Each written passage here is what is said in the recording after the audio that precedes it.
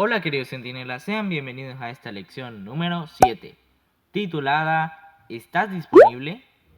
El texto clave de esta semana lo podemos encontrar en Isaías capítulo 6 versículo 8.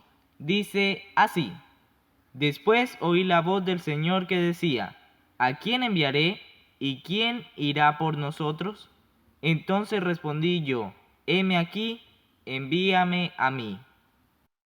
La lección de esta semana es especialmente emocionante porque nos muestra cómo Isaías recibió el llamamiento para convertirse en profeta de Dios.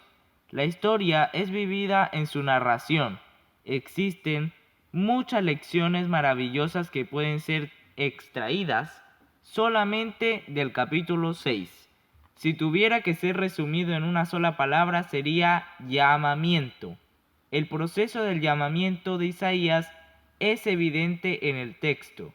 La visión del cielo, la convicción de Isaías de su pecado, el perdón concedido por el serafín al tocar la boca de Isaías con una brasa candente, y el llamamiento y las respuestas de Dios y de Isaías.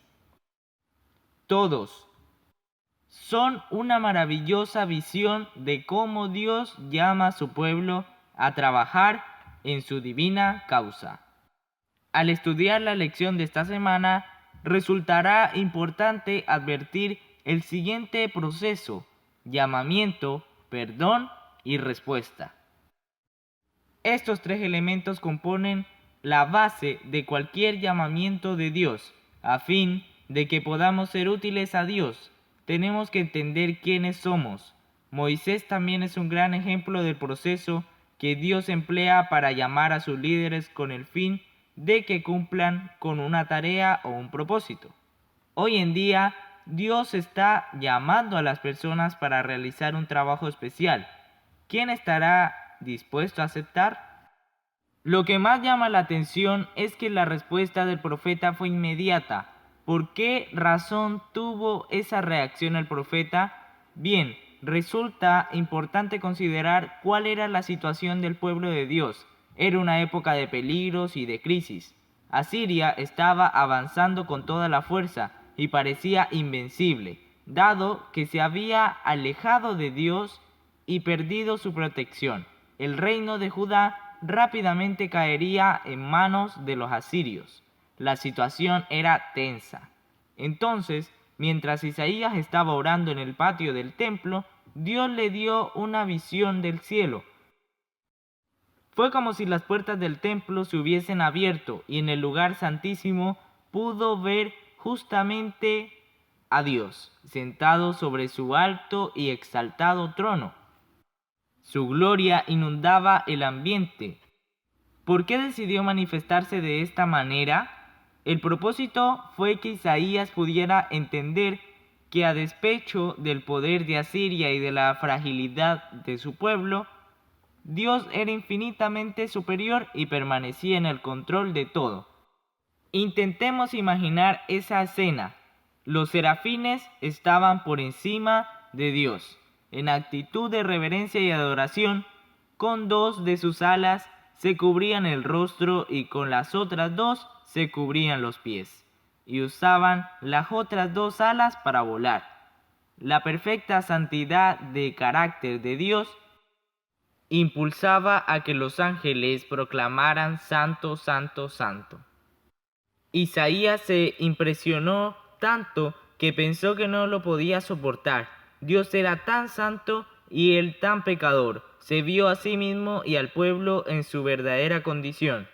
¿Qué iba a hacer de ellos? Entonces, antes de la desesperación dominara al profeta, uno de los serafines voló hacia él llevando una brasa encendida que sacó del altar del incienso y tocó sus labios, como señal de purificación y de perdón.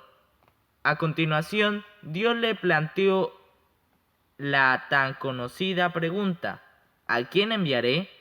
Enfrentando ante tal manifestación de la gloria, el poder y la misericordia de Dios, ¿habría otra respuesta que Isaías le pudiera dar?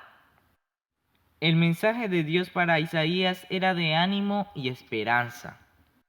Elena de White siempre creyó en el potencial de los jóvenes. En muchos de sus libros mencionó que Dios había escogido a nosotros los jóvenes porque éramos su mano auxiliadora.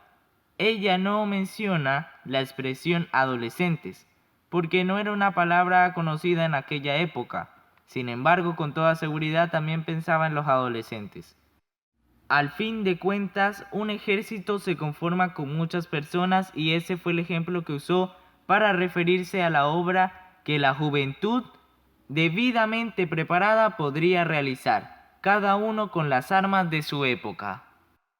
Pero ustedes son una familia escogida, un sacerdocio al servicio del Rey, una nación santa, un pueblo adquirido por Dios.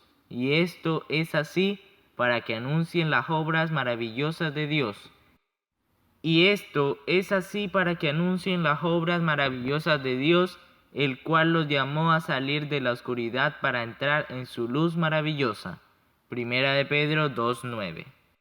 ¿Conocía los detalles que la lección de esta semana ha ido presentando con respecto al llamamiento de Isaías? Su experiencia es conmovedora.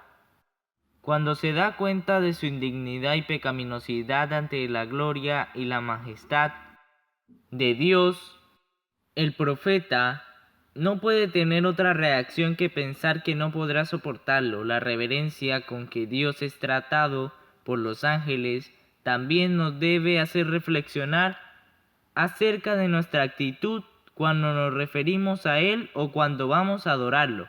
La misericordia, la bondad y el perdón de Dios permitieron que Isaías entendiera que cualquier persona puede ser utilizada por Él, siempre que esté dispuesta.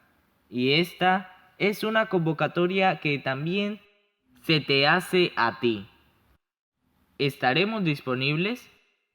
Que tu respuesta a la pregunta de Dios, ¿a quién enviaré?, sea como la de Isaías.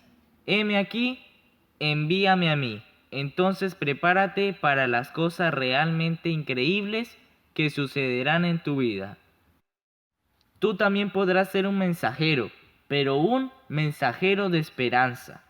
Cuán hermosos son sobre los montes los pies del que trae alegres nuevas, del que anuncia la paz, del que trae nuevas del bien. Isaías 52:7. Bueno, queridos centinelas, hasta aquí hemos llegado con esta lección de esta semana. Espero que te haya gustado y que te haya servido, hayas comprendido esta gran lección. En la descripción también te estaré dejando más enlaces para más información. Muchas gracias por ver el video hasta aquí y nos vemos en una próxima lección, Centinela.